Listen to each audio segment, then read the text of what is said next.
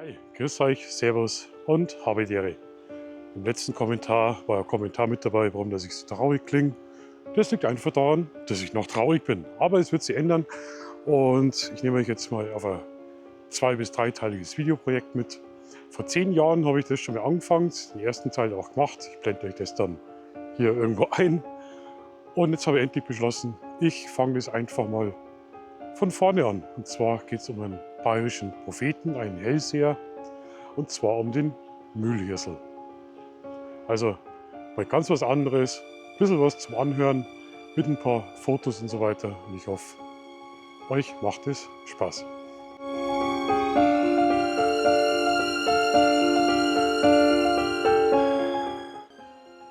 Im Herzen Europas liegt ein uraltes Waldgebirge.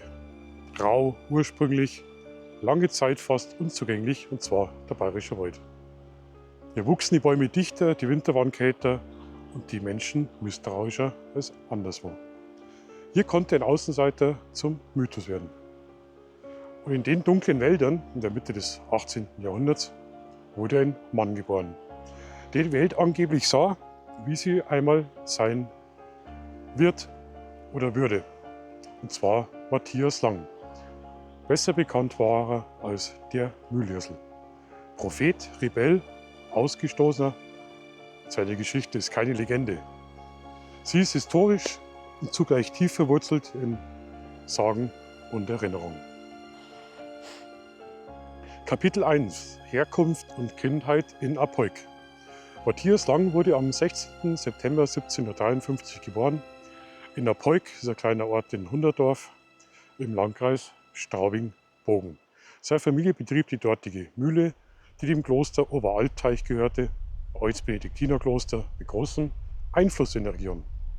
Der junge Matthias war das 5. von vermutlich 7 Kindern. Und über seine Kindheit ist wenig dokumentiert, doch vieles ist durch mündliche Überlieferung erhalten worden. Es soll ein ganz staatsstilles Kind gewesen sein, das mehr mit dem Fluss und dem Wald sprach, als mit den anderen Kindern. Früher fiel er durch seine seltsamen Träume auf. Seine Mutter berichtete dem Pfarrer, dass er im Schlaf redet von Dingen, die nicht da sind. In einer Zeit, in der aber der Aberglaube tief verwurzelt war, wurde das schon ein bisschen missäugisch beäugt. Kapitel 2: Der Müller, der anders war. Mit etwa 25 Jahren übernahm Matthias Lang die Mühle nach dem Tod seines Vaters. 1778 hat er dann die Barbara Lorenz aus Obersteinach geheiratet. Die hat 8 Kinder gehabt, müsst ihr euch vorstellen, 4 Söhne und 4 Töchter. Doch die Ehe war nicht einfach und in den Matrikelbüchern der Pfarrei Hunderdorf befinden sich Hinweise auf Streit, Schulden, Unregelmäßigkeiten und so weiter. Auch in den Aufzeichnungen des Klosters Oberalteich ist von wiederholten Zahlungsproblemen die Rede. Die Mühle, eigentlich ein Ort des Wohlstands, wurde mehr und mehr zur Last. Matthias zog sich zurück, kam nicht mehr zum Dorfwirt, schwieg beim Kirchgang und dann blieb der Kirche ganz fern.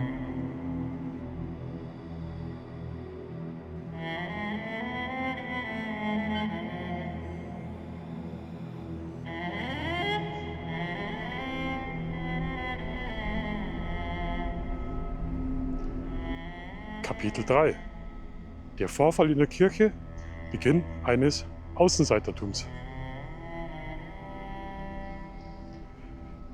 Die entscheidende Wendung kam so vermutlich um das Jahr 1790.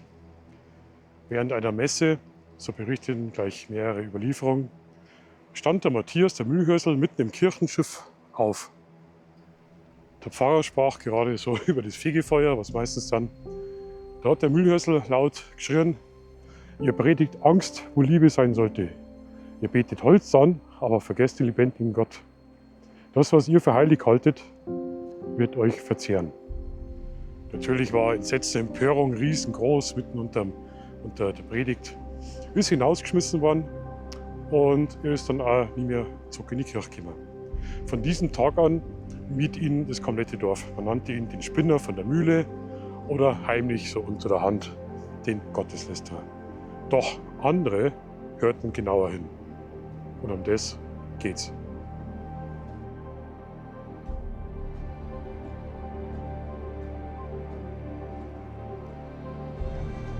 Kapitel 4. Rückzug in die Natur zwischen Christentum und dem alten Glauben. Matthias Lang verbrachte nun immer mehr Zeit im Wald.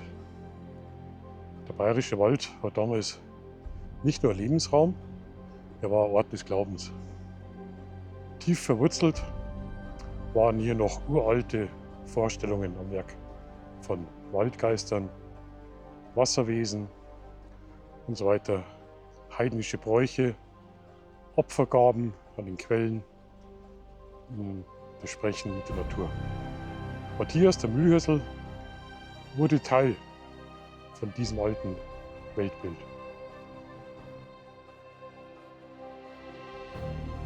Das Sprechen mit der Natur, mit den Bäumen, war früher ganz normaler Bestandteil. Und man hat am Mühlhirschl oft am Bogenberg gesehen, am Brotjackelriedel, bei den sogenannten Kraftplätzen, die es heute auch noch gibt, auch hier in Traunstein. Orte, die schon den Kelten heilig waren, das Altsandel. Und dort soll er laut mit dem Wind gesprochen haben, in den Himmel gestarrt haben, stundenlang. Und genau dort begannen seine Weissagungen. Kapitel 5. Die Prophezeiung des Mühlhirschl.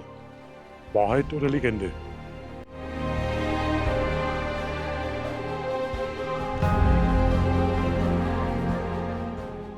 Viele der Zitate, die ihm später zugeschrieben worden sind, tauchten erst so 1923 auf. Gesammelt vom damaligen Pfarrer Josef Lansdorfer aus mündlicher Überlieferung. Hier einige seiner angeblichen Weissagungen. Ein eiserner Hund wird durchs Donautal bellen. Feuer fällt vom Himmel. Wenn die Wälder stumm werden, stirbt der Mensch. Der dritte große Krieg wird kommen, wenn der goldene Wagen rollt ohne Pferd. Historiker streiten darüber, sind es echte Zitate vom Mühlhirschl oder sind es spätere Projektionen, sogenannte Vaticinia ex eventu. Das ist niederbayerisch für Rückblicksprophezeiungen, wie beim Nostradamus. Sicher ist aber, schon zu seinen Lebzeiten sprach man ihm Seherisches zu. Es gibt Aussagen von Zeitzeugen, die belegen, dass Matthias beunruhigende Dinge sagte. Ob er sich der Tragweite seiner Worte damals bewusst war, wissen wir nicht und glaube ich auch nicht. Kapitel 6. Der letzte Weg und das große Verschwinden.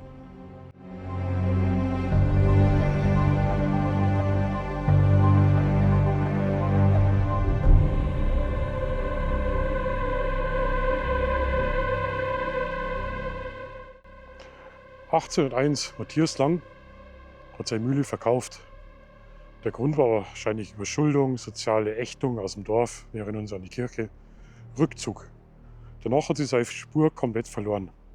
Einige Quellen haben gesagt, er sei als Tagelöhner durchs Land gezogen, andere, er sei als Eremit im Wald geblieben bis zu seinem Tod. Ein besonders hartnäckiges Gerücht ist, er sei vom Blitz zerschlagen worden. Und manche sagen, er hat Gott zu sehr provoziert. Eine alte Frau aus dem Bogenland hat einmal gesagt, der Mühlhirschl, der ist ein Waldganger und nie wieder zurückgekommen. Er wurde nie offiziell begraben, kein Grab, keine Sterbeurkunde, nichts, nur Spuren wie Nebel über den Moos. Die Frage, was bleibt von dem Seher? Ein Spinner?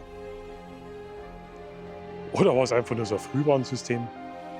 Vielleicht war ja alles von beiden. Irgend bisschen was. Sicher ist auf alle Fälle, er war ein Kind seiner Zeit. Aber mit dem Gespür war er seiner Zeit weit voraus.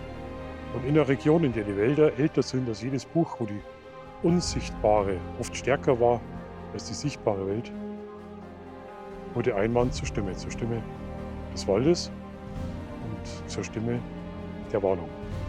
Und vielleicht zur Stimme unserer Zukunft. So, ich hoffe, das Video hat euch soweit gut gefallen. Mühlhirschl und der Stormberger, das sind zwei Propheten. Den Irlmeier haben wir auch noch aus Freilassing. Das ist der jüngste, da gibt es heute Zeitzeugen von dem. Den Starnberger und der Mühlhäusl gehen einige Wissenschaftler aus, es war die gleiche Person oder ähnlich. Und ich werde euch im zweiten Teil die ganzen Prophezeiungen von den beiden, ich fasse die beide zusammen, mal zeigen und könnt ihr vielleicht mal Gedanken drüber machen. Und ich hoffe, euch hat das Video gefallen. Mal ein bisschen was Mystisches aus der bayerischen Kultur, aus der bayerischen Geschichte. Vielleicht verstehen wir dann, warum das unsere Kultur so tief verwurzelt ist. Und wir nur an viele Sachen glauben, wo ein Christ eigentlich nicht mal dran glauben dürfte. Aber wir machen es trotzdem. Also, ciao, servus und habe die Ehre.